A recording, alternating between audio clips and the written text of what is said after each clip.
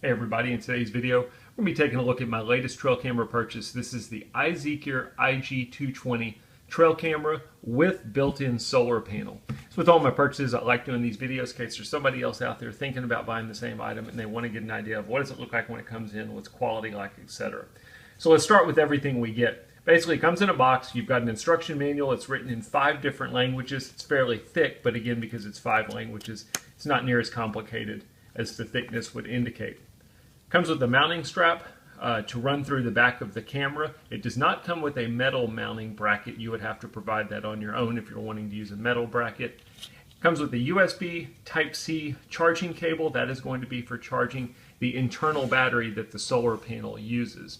Let's take a look at the camera itself. It does have a slot at the bottom here. Well, one, it has threaded mount. If you're wanting to use a trail camera mount, again, you would have to provide the mount, threaded mount on your own. It does not come with the camera. It's got a clip here that we can open. If you want to put AA batteries in the camera, you can. The way it works when you put AA batteries in is it's always going to use the built-in battery first, and if the built-in battery loses power, it would kick to the AA batteries as a backup. I am not planning on putting AA batteries in mine. I'm just going to be running it off of the solar panel and built-in battery. The back here is going to be where you would run your mounting strap through. Quick look at the back. There is not a threaded mount on the back of the camera. Solar panel is built in. It does have a little bit of a tilt, so you can basically keep it straight, or you can tilt it in the event that you want to get a better angle of the sun. Or in my case, I'm going to tilt it a little bit just to give it a little bit of pitch so any kind of water or moisture will drain off of it. Let's open up the camera. Once I get it charged, I will go through the settings. Not a whole lot to show you on the inside, other than the fact that you do have buttons that stick out a little bit. I always prefer those because it's easier to feel that you're touching the buttons versus the ones that are built in. It takes a full-size SD card. It does not use a micro SD card, which again is a positive for me because I feel like the full-size are easier to handle versus the micro SD cards. The bottom here is going to be where your input is for your USB charging cable. And that's pretty much it. Yeah, I thought I would go through the settings on this camera just to show you some of the options that you have. Looking at the camera, you've got an on-off switch down here at the bottom right, and then you've got some buttons up here that light up whenever you turn the camera on. It's kind of a nice feature if you're out in the field or if it's nighttime and you need to set the camera. It's nice that you can see which buttons you're pressing. I'll go ahead and turn off my backlight. Hopefully I can zoom in enough to where you can see this okay. When you go in, this top button is going to be your menu button. If I press that, it will take me to all of my different settings on this camera. The very first option, you basically are just going to be using the up and down button to go down to whatever setting you want to. If you want to go into any setting, you'll press this arrow button. That basically acts as an enter button. The first setting is going to be how long does it take before the screen turns off automatically. You can set it to 30 seconds, 60 seconds, or 3 minutes. Whenever you find the value you want, you're simply going to press the arrow button down here to confirm your change, and then you'll just go on to the next setting.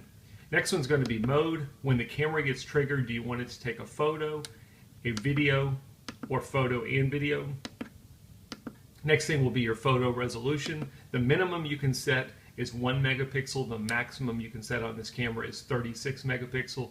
And then you'll see there's a bunch of different options in between there. Photo series is whenever the camera gets triggered, does it take 1 picture, 2 pictures, or 3 per series? Your video resolution, if you're doing video and it triggers, what resolution do you want? The minimum is going to be VGA, and then the highest will be 1520p. We'll go ahead and set mine at 1080p. Your video length, same thing when it gets triggered.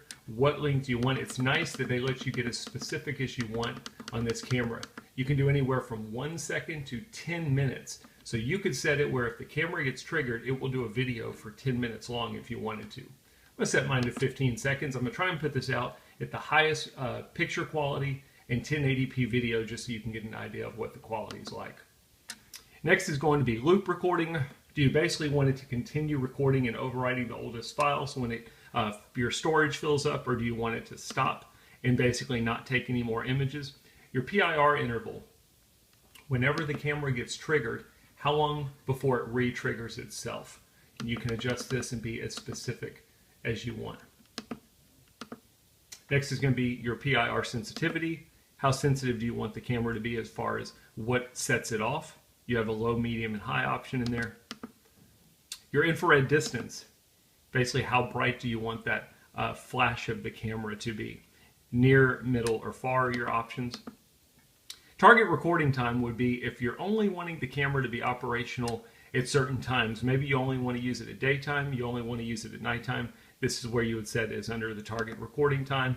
Time lapse would be if you want the camera to take a picture or a video at a certain time interval every day. You want a picture every 15 minutes, every 30 seconds every day, you could set it under time lapse. Language is basically going to be the language of your menu. They have a lot of different options in here. Just go through and show you all of them. You can set your time and date or adjust your time and date. You can view the serial number on your camera. You can turn on or off the beeping sound. I have it off. If you turn that on, it's basically every time you press a button, you'll hear the beeping noise. Audio recording is whenever you're doing video files. Do you want it to capture sound? Yes or no. Or on or off are your options. Do you want a timestamp on your images and videos?